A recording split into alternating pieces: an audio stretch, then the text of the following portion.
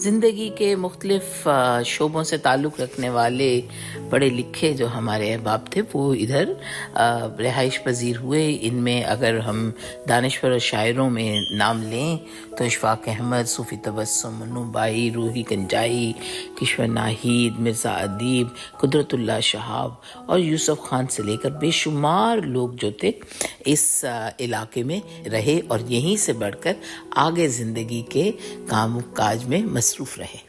اس کے علاوہ بے شمار بڑے بڑے لوگ اس علاقے میں آ کر بسے اور احساس فخر میں ہی ڈوبے رہتے تھے. مرزا ادیب کا گھر وہیں پونڈو اسٹریٹ پر اس علاقے کا آخری مکان تھا. اس سے آگے ہرے بھرے کھیت ہی ہوا کرتے تھے.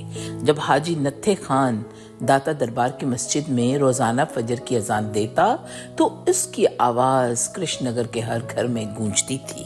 لیکن آپ کو بتاتے چلیں کہ کچھ عرصہ قبل اس کا نام بدل کر کرشن نگر سے اسلام پورا کر دیا گیا ہے، لیکن کرشن نگر کو آج بھی لوگ تاریخ میں کرشن نگر کے نام سے ہی جانتے ہیں. یہ عمارت ایک بہت یادگار عمارت ہے، وہ اس لحاظ سے کہ اس کے ساتھ میری اپنی ذاتی یاد بھی شامل ہے. وہ یوں کہ اس بلڈنگ جس کے سامنے اب ہم کھڑے ہیں جیون بھون بلڈنگ ہے، جس کی تعمیر 1936 میں کی گئی. دسمبر کے مہینے میں یہ کمپلیٹ ہوئی اور اس بلڈنگ میں کی خصوصیت یہ ہے کہ اس بلڈنگ میں شادی ہو کر بیاہ ہو کر میں اسی بلڈنگ میں آئی، اسی گھر میں آئی.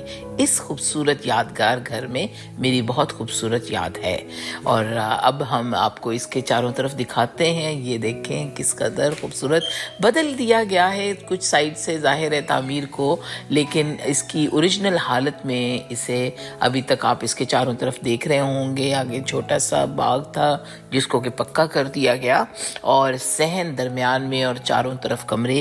یہی اسی زمانے کی تعمیر تھی جو انگریزوں کے دور میں تھی. اور لیکن اس میں آپ یہ دیکھیں کہ کس طرح اس کو، اگر آپ کو لندن جانے کا اتفاق ہو تو کرشن نگر اور اس شہر میں آپ کو بہت سی مماثلت ملتی ہوگی.